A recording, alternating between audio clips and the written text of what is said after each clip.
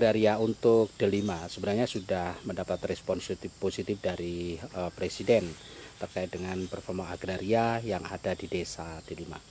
Sejatinya dari statement yang Anda sampaikan kemarin masih ada sekitar 700 hektar bukan 61 yang perlu kita perjuangkan. Hal ini sebenarnya alasan kita apa, Pak Ponirin? Kok masih ada 700? Nah, alasannya karena pemerintah yang sekarang menjadi prioritas reforma agraria itu kemarin mengacu di Tora. Tora itu ada syarat. Yang bisa dilepaskan adalah yang dikuasai masyarakat berkisar 18 sampai 20 tahun. Nah, kebenaran pada waktu itu, waktu tim turun kami nggak ada selaku kelompok. Mungkin teman-teman yang menjelaskan juga kurang real. Itu permasalahannya kenapa baru sebatas Pasos dan Pasum yang keluasannya 61 hektar. Kalau sekarang karena Delima ini sudah dinyatakan menjadi areal percepatan penyelesaian di Lipra itu, pemerintah daerah sangat merespon dan sangat mendukung. Cuman satu hal yang saya inginkan, jangan sampai kejadian kemarin terjadi lagi. Karena yang ditekankan oleh Pak Bupati kemarin dengan orang kabupaten, bahwa pemerintahan desa, kelompok dan yang lain itu didorong untuk menyiapkan data. Nah, di sini kami tidak mau lagi kecolongan di data, karena di 500 sertifikat yang kemarin itu, menurut saya juga tidak tepat sasaran.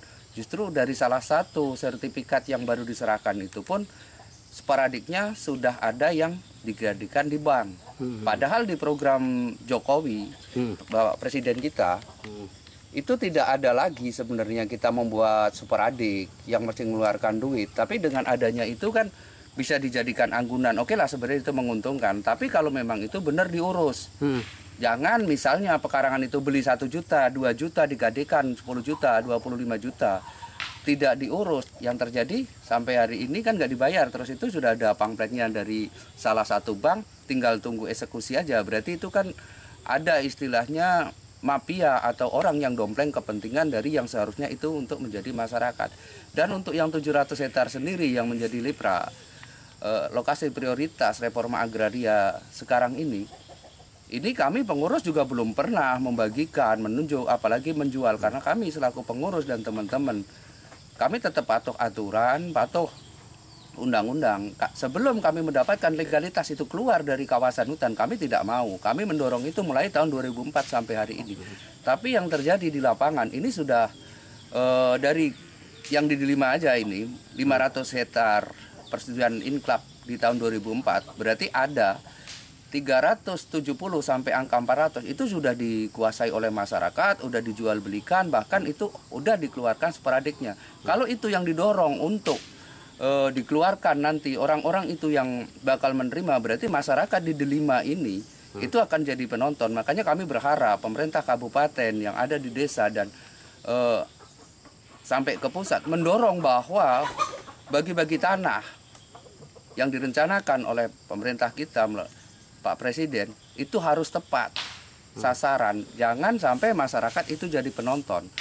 Kalau sempat data yang ada ini, itu 80% masyarakat Delima cuma jadi penonton. Makanya kami tidak mau ke depannya itu menerima yang 500 hektar atau 700 hektar ini sudah ada namanya. Dan kami akan mendorong pemerintahan desa di kabupaten itu murni belum ada yang menguasai. Kalau ada yang menguasai, itu yang perlu dipertanyakan, dari mana asal dia dapat, siapa yang menyuruh, dan siapa yang mengeluarkan. Karena kami pengurus dan teman-teman dan masyarakat yang patuh aturan tidak berani memasuk dalam kawasan hutan karena itu ada undang-undangnya. Untuk yang 700 itu, menurut Pak Ponirin selaku aktivis lingkungan di sini, apakah dua kelompok yang sampai bicarakan tadi memang menurut Pak Ponirin itu artinya sudah final, artinya memang dua kelompok tani itu yang harus mengurus itu?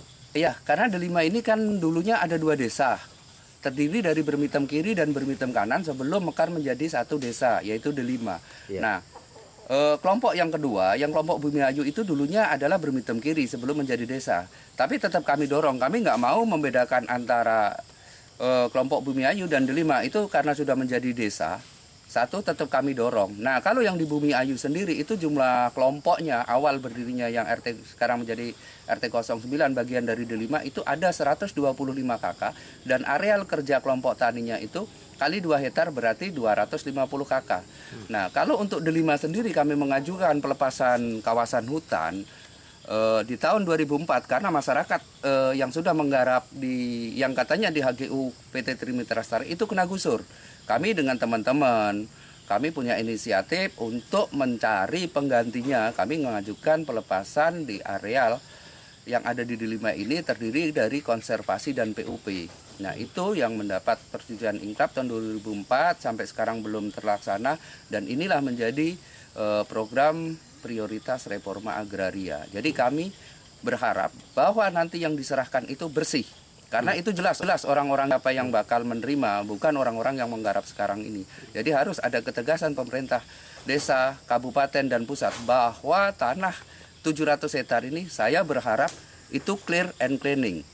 Nah, terkait di atasnya itu ada tanaman, ya mungkin kami nanti bisalah berbicara secara keluargaan kalau memang orang-orang yang sudah menguasai sekarang ini mau. Tapi kalau tidak, kami akan mendorong permasalahan itu mungkin ke jalur hukum. Karena jelas kami bukan berjuang ya. Nanti salah lagi kalau berbicara berjuang. Tapi selama ini mulai tahun 2004 sampai hari ini kami tetap berupaya menyuarakan apa yang menjadi keinginan masyarakat. Karena masyarakat di Delima ini baru mempunyai pekarangan, belum mempunyai lahan garapan. Lahan garapan yang sekarang ada di seputaran kita ini 80% itu yang menguasai orang luar. Kalau tanggapan Pak Bupati sendiri terkait itu yang 700? Mendorong beliau minta secepatnya memang data diselesaikan, disusun. Dan kemarin juga Pak Bupati menanyakan apa aja persyaratan untuk memperlancar masalah pelaksanaan ini biar tidak ada kendala. Jadi kami sampaikan tapal batas wilayah desa itu harus clear dulu sesuai program kabupaten. Ini sudah berjalan, ada beberapa titik yang sudah selesai. Yang kedua, mendorong perubahan tata ruang di kabupaten. Yang ketiga, Pak Bupati sendiri beberapa bulan, kalau nggak salah hari pertama beliau masuk kantor Lebaran tahun ini, beliau berjanji sesuai apa yang diperintahkan oleh pusat, di setiap daerah dan kabupaten harus membentuk tim gugus tugas reforma agraria. Dan kemarin kami juga sudah mengingatkan Pak Bupati akan secepatnya membentuk tim gugus tugas itu sendiri.